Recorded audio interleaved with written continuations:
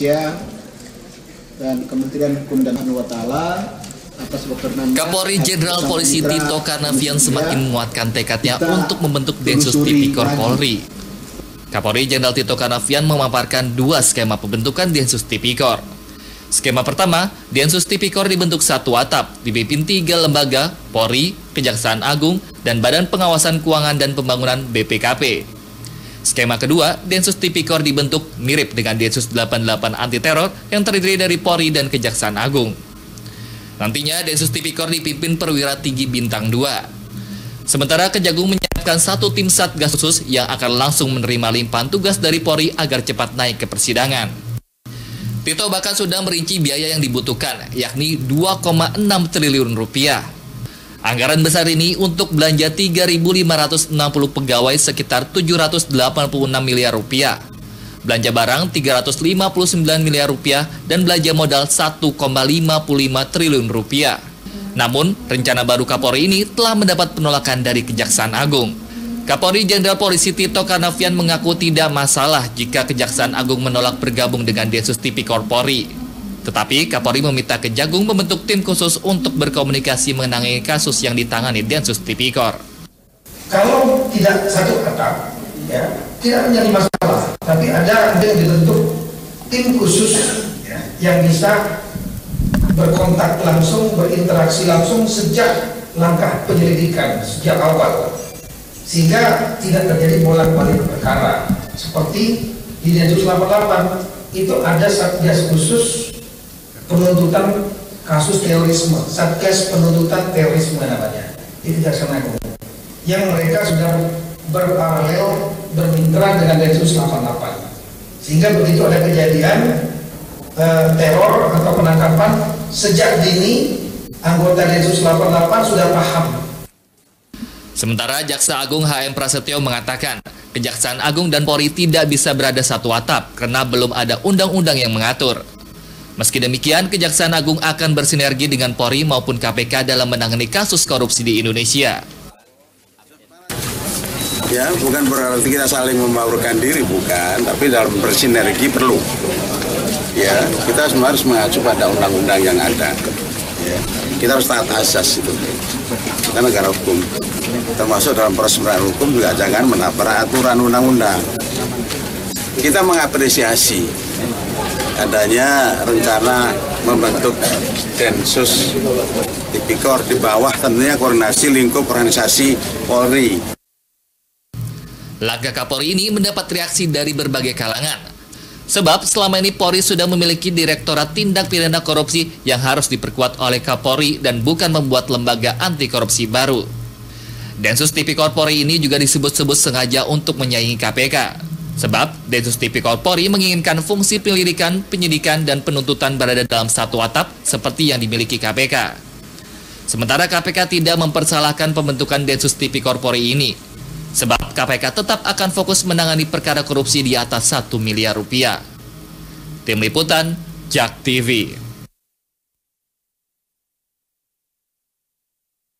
Ya, pemirsa, tentunya ini pembentukan Densus Tipikor. Tentunya menimbulkan pro kontra, perlukah dibentuk Densus Tipikor ini meskipun tujuannya baik untuk mengakselerasi pemberantasan korupsi begitu ya. Tetapi ini banyak yang meragukan begitu ya, dianggap ini akan justru tumpang tindih bahkan untuk melemahkan KPK. Apalagi anggarannya pun tidak sedikit, 2,6 triliun. Dibanding dengan anggaran KPK yang hanya 730-an miliar begitu ya. Nah, tentunya ini kita akan menjadi pembahasan dalam pro kontra malam ini. Ada Pak Dhanil Anzar Simanjuntak atau Bang Dhanil ini tepatnya ya, Ketum PP Pemuda Muhammadiyah. Assalamualaikum. Waalaikumsalam Mbak Rahma. Kemudian Bang Saur Siagian, praktisi hukum. Selamat malam. Selamat malam Mbak Sari. Ada juga Pak Yasin, mantan komisioner KPK. Selamat malam. Selamat malam. Waalaikumsalam.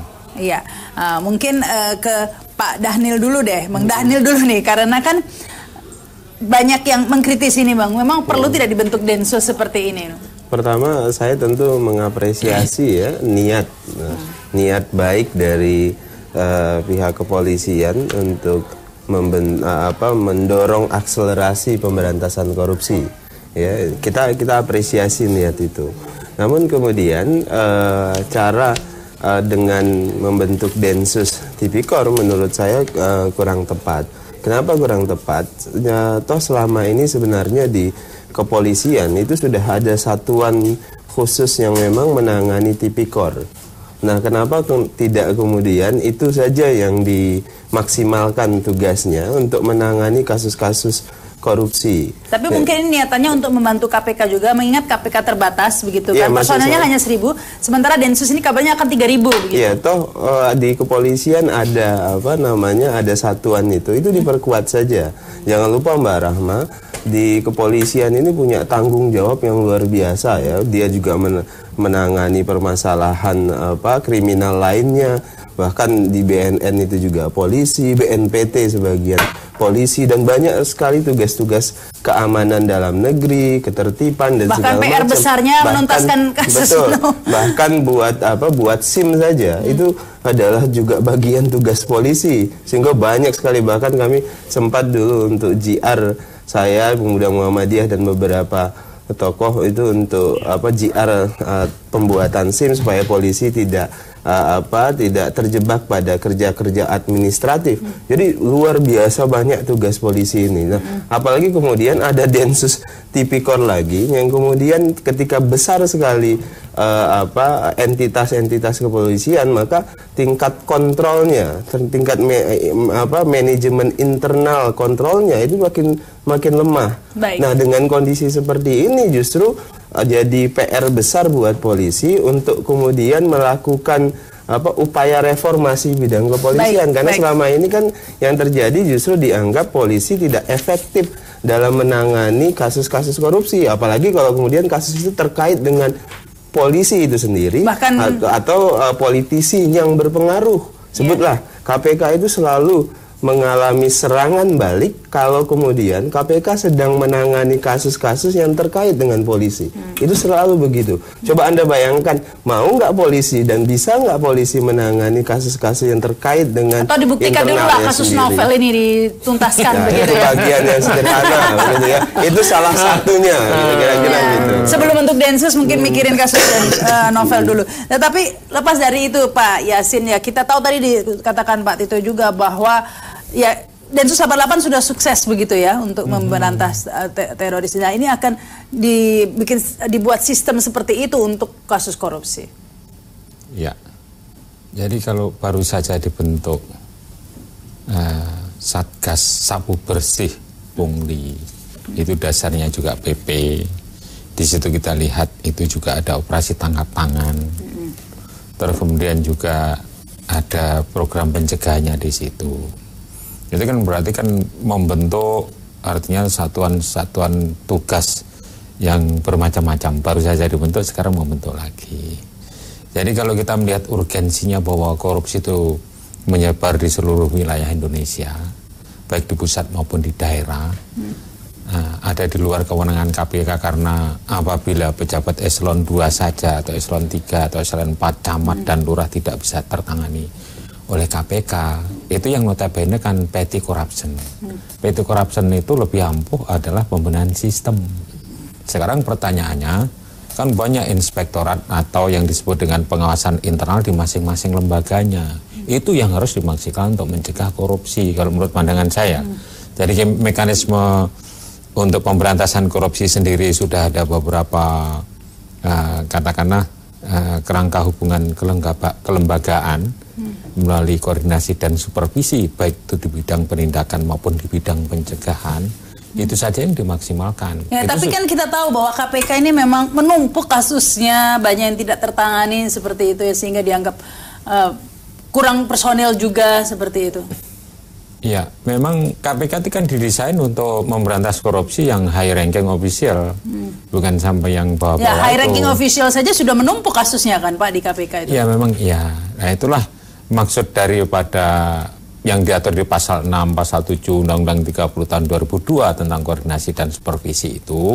Makanya pemberantasan korupsi itu dilakukan oleh 3 penegak hukum. Mekanismenya sudah ada di situ, tinggal memaksimalkan.